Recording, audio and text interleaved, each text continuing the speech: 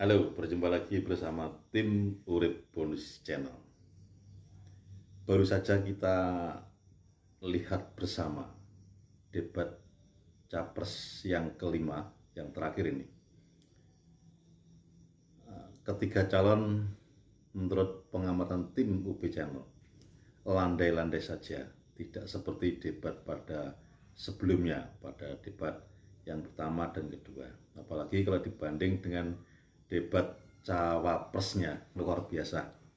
Tadi debat ketiga capres terakhir ini landai-landai biasa dan tidak ada yang istimewa, biasa. Tapi dalam debat tersebut kami mencatat beberapa poin, diantaranya beberapa capres tadi kami catat satu persatu, kami rangkum. Mungkin ini bisa untuk acuan ataupun elektoral pasangan Anda, terserah bagaimana. Yang jelas masing-masing capres tadi landai-landai saja.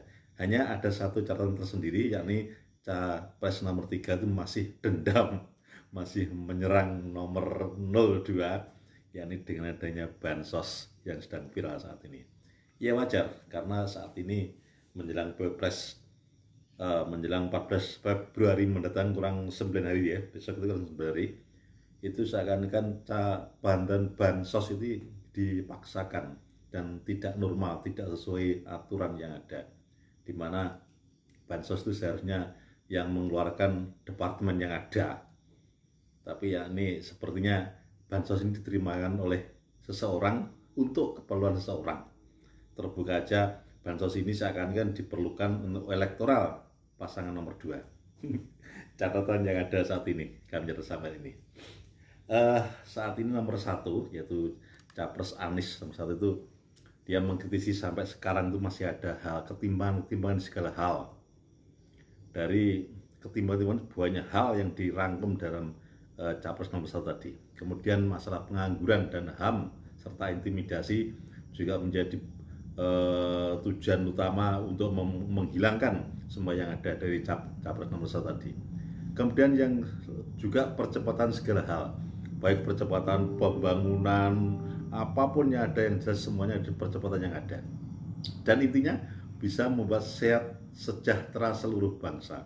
Itu visi misi dari pasangan Capres nomor 1 Anies dan Imin. Kemudian nomor 2, Prabowo Gibran, tetap menjanjikan Prabowo akan memberikan makan gratis bagi anak-anak sekolah.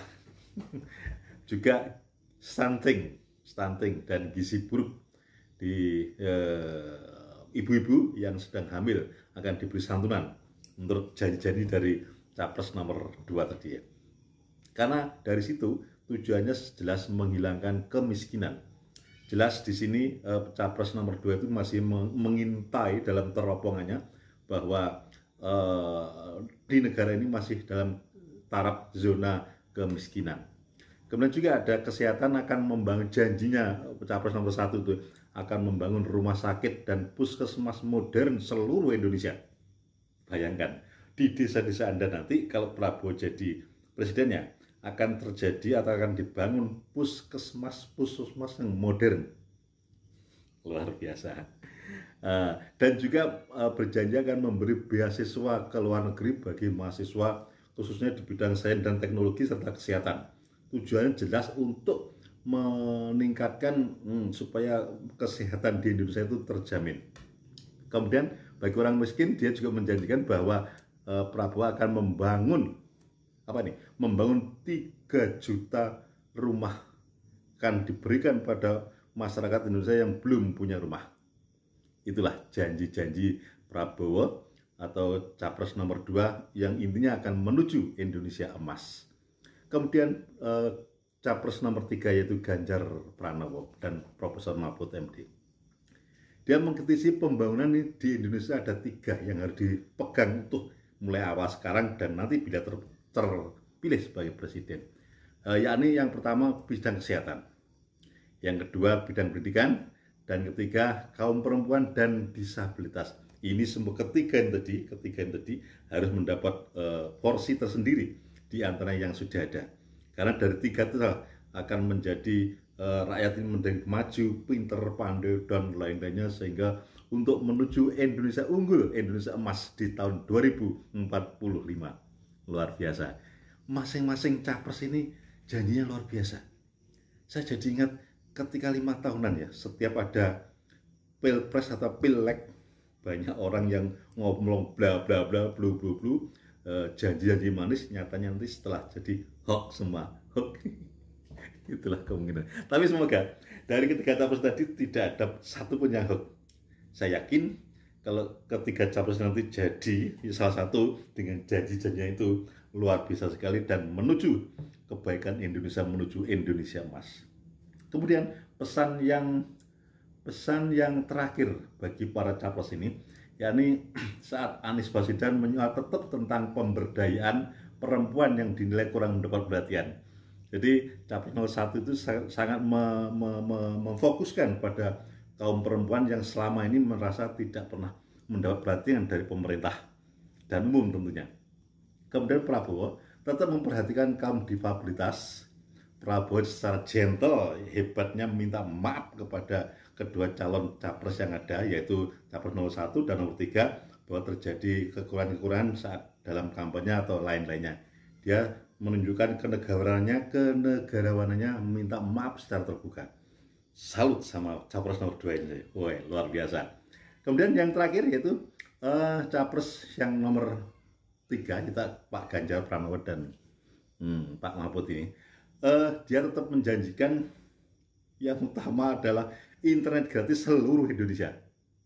Ini demi kemajuan bersama.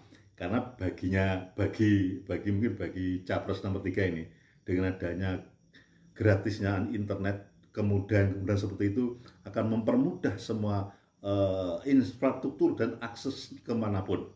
Karena dari internet itulah akan menjadi secepatnya medsos terbuka dengan lebar luas, kemudian jadi semuanya serba instan. Karena dinilai menurut data yang dimiliki oleh capres nomor 3 ini, di seluruh Indonesia itu ada sekitar 20.000 desa blank spot, artinya tidak punya sinyal. Nah, inilah yang menjadi tanda khusus, tanda kutip, tanda perhatian sendiri bagi capres nomor 3 ini. Jadi siap-siap saja bagi kita semua yang masih sekarang ini masih kebingungan soal HP blank spot ataupun tidak punya pulsa ketika ada Pak Ganjar dan Pak Mahfud jadi presiden dan wakil presiden. Semua internet gratis di Indonesia. Baik, sedulur tim UB Channel, plus minus apapun semuanya tadi terserah Anda semuanya. Yang penting itulah. Salam tim UB Channel. UB Channel, enteng berisi, jaga NKRI.